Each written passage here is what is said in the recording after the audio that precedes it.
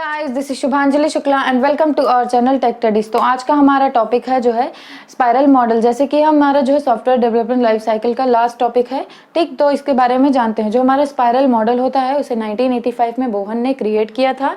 Then इसके बाद क्या हो जाता है, ये जो होता है कॉम्बिनेशन ऑफ प्रोटोटाइपिंग मॉडल और वाटरफॉल मॉडल होता है। देन इसमें क्या हो जाता है कि जो हमारा फेजेस होता है वो स्पाइरल होता है, जिसके कारण इसको स्पाइरल मॉडल कहते हैं।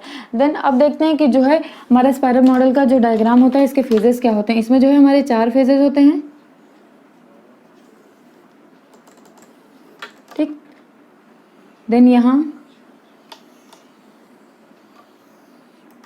ठीक ये हो जाता है हमारा स्पाइरल मॉडल। पहला फेज क्या हो जाता है हमारा प्लानिंग। इसमें क्या आ जाता है, गैदरिंग आ जाता है, रिक्वायरमेंट्स गैदरिंग। दूसरा क्या आ जाता है हमारा, दूसरा आ जाता है हमारा रिस्क एनालिसिस, ठीक। इसमें आ जाता है हमारा प्रोटोटाइपिंग मॉडल, देन आ जाता है हमारा इंजीनियरिंग,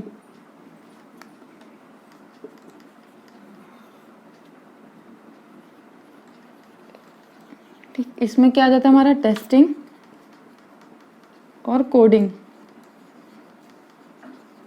और लास्ट क्या हो जाता है हमारा इवोल्यूशन।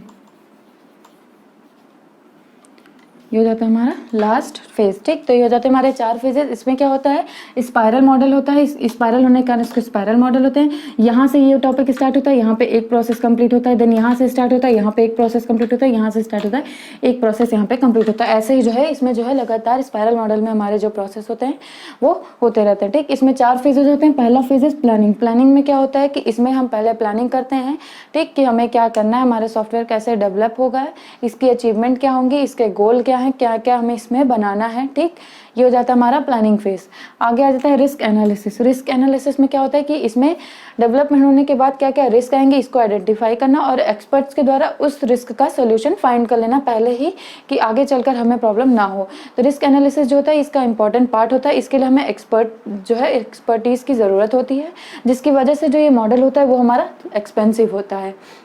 देन हमारा थर्ड क्या आ जाता है इंजीनियरिंग फेज में क्या होता है कि ये हमारा चारों फेज में सबसे बड़ा फेज होता है। इसी में हमारे डेवलपमेंट की जो है सारी प्रक्रिया कंप्लीट होती है।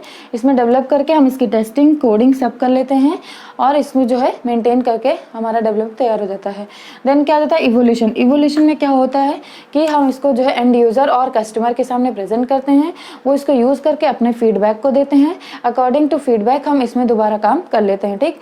इसमें जो है फीडबैक मिल जाता है। देन इसके बाद क्या हो जाता है, ये जो मॉडल होता है वो कंप्लीट हो जाता है, और तब तक नहीं, और अगर हमारा ये मॉडल तब रिक्वायरमेंट्स को कंप्लीट नहीं कर पाए तो ये तब तक चलता रहेगा जब तक ये अपनी सारी रिक्वायरमेंट्स को फुलफिल ना कर ले। देन क्या हो जाता है कि हमारा इसके जो एडवांटेज होते हैं वो ये होते हैं कि हमारा ये मॉडल जो है वो फेल होने के बहुत ही कम चांसेस होते हैं। ये जो है सभी बड़े प्रोजेक्ट्स को हेल्प कर लेते हैं बहुत ही ईजिली। देन इस is a combination of waterfall model और प्रोटोटाइप मॉडल। अब इसके डिसएडवांटेज क्या होते हैं, डिसएडवांटेज ये होते हैं कि इसमें जो है छोटे प्रोजेक्ट्स को हम नहीं कर सकते। क्यों? क्योंकि ये बहुत ही ज़्यादा एक्सपेंसिव होते हैं, क्योंकि इसमें एक्सपर्टीज़ की ज़रूरत होती है और एक्सपर्टीज़ जो होते हैं वो एक्सपेंसिव होते हैं। देन हमारा दूसरा जो है इसमें जो है डिसएडवांटेज क्या है कि ये बहुत ही ज़्यादा टाइम का कंज्यूमिंग है। क्यों? क्योंकि ये स्पाइरल की ज़रूरत है, अपना जब तक कंप्लीट नहीं होता तब तक चलता रहता है वही चारों फेज में बार बार। तो इस वजह से ये बहुत ही ज़्यादा टाइम कंज्यूमिंग मॉडल है। देन हमारा जो सबसे इंपॉर्टेंट क्वेश्चन इसमें ये भी पूछा जाता है कि हमारे स्पाइरल मॉडल को मेटा मॉडल क्यों कहते हैं। तो स्पाइरल मॉडल को मेटा मॉडल इसलिए कहते हैं क्योंकि it is the combination of जो है प्रोटोटाइप मॉडल और वाटरफॉल मॉडल, ठीक। इसमें क्या हो जाता है कि ये सिर्फ बड़े प्रोजेक्ट्स को लेता है। बड़े प्रोजेक्ट्स में लेने की वजह से इसको एक्सपर्ट जो है चीज़ों की और एक्सपर्टीज़ की ज़रूरत पड़ेगी। क्यों? जिससे कि जो भी इसमें रिस्क आए वो इसको ईजिली तुरंत ही सॉल्व कर सकें और हमें जो है सोल्यूशन दे सकें। देन जो है इसमें जो है छोटे प्रोजेक्ट्स को यूज़ नहीं करते हैं। छोटे प्रोजेक्ट को यूज़ ना करना और ये सब जो है ये सभी मेटा मॉडल भी कहलाता है स्पाइरल मॉडल को, ठीक। तो जो हमारा जो स्पाइरल मॉडल होता है उसका टॉपिक यहीं पे खत्म होता है। साथ ही हमारा software development life cycle model भी खत्म होता है। तो अगर आपके लिए वीडियो हेल्पफुल हो तो वीडियो को लाइक करें, शेयर करें और सब्सक्राइब करें। Thank you.